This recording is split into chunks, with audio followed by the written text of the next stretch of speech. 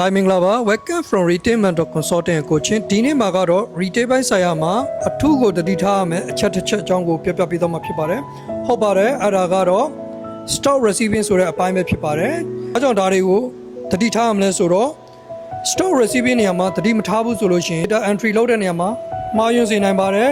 နောက်ကျွန်တော်တို့ Yearly Inventory Count လုပ်တဲ့နေရာမှာလည်းပဲ Data မှားတွေကိုဖြစ်ပေါ်စေတဲ့အတွက် Sales ကိုလည်းတွားရောက်ထိခိုက်စေနိုင်ပါတယ်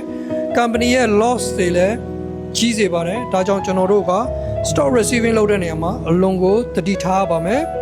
ဘယ်ချက်တွေကိုတတိထားမလဲဆိုတော့ number 1 ချက် supplier name နဲ့ဆိုင်ရဲ့ location တော့မဟုတ် warehouse ရဲ့ location ကိုမှန်ကိုစစ်ဆေးရပါမယ်ဘာကြောင့်ဒါကိုပြောလဲဆိုတော့ဥပမာအနေနဲ့ပြောလို့ရှိရင်တောကလာဘဆိုင်ခွဲကနေပြီးတော့မှ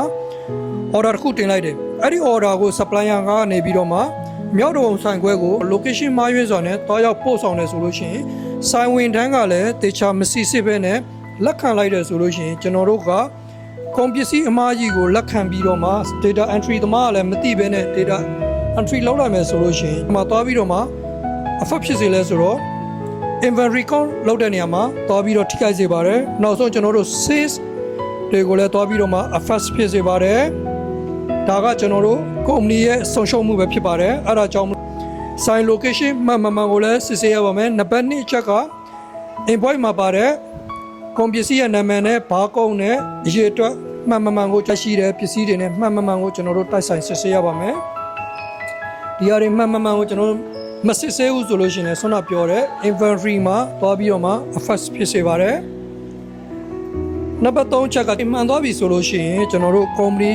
stamp ကို chop လုပ်ပြီးတော့ sign ထိုးရပါမယ်နာမည်နဲ့ပေါ့ sign မထိုးဘူးဆိုလို့ရှိရင်ကျွန်တော်တို့မှန်တကယ်တော့ sign ထိုးတာထက်ကျွန်တော်တို့က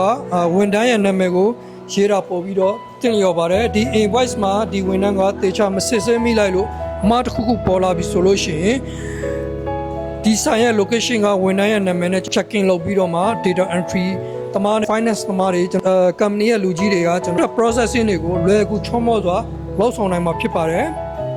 တကယ်လို့ဒီ invoice မှာတစ်ခုဖြစ်လာပြီး stock receiving မှာတစ်ခုအမှားယွင်းရှိတယ်ကုန်ပစ္စည်းလိုတာပဲဖြစ်ဖြစ်ပေါ်တာပဲဖြစ်ဖြစ်ပစ္စည်းအမှားယွင်းပဲလက်ခံရရှိတာပဲဖြစ်ဖြစ် invoice အမှားကိုပဲလက်ခံရရှိတာပဲဖြစ်ဖြစ်အဲ့လိုအနေထားတစ်ခုမှာကျွန်တော်တို့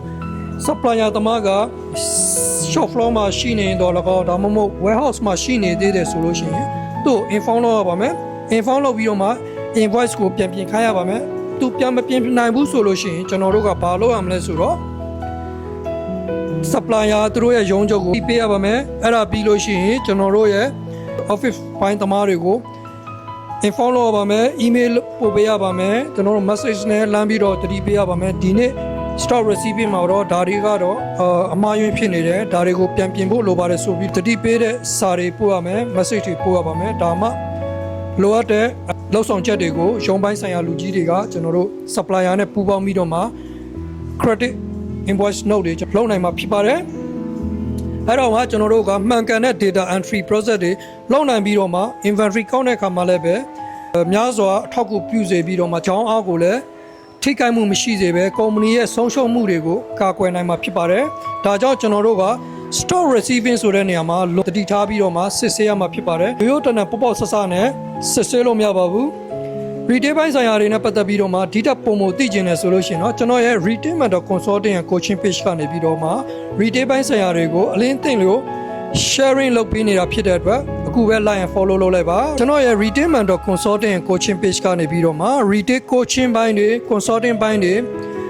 training ပိုင်းတွေပေးခြင်းဖြင့် retail ပိုင်းဆိုင်ရာအခက်အခဲတွေကိုဝိုင်းဝန်းကူညီဖြည့်ရှင်းပေးနေခြင်းဖြစ်ပါတယ်အားလုံးပဲကျေးဇူးပါ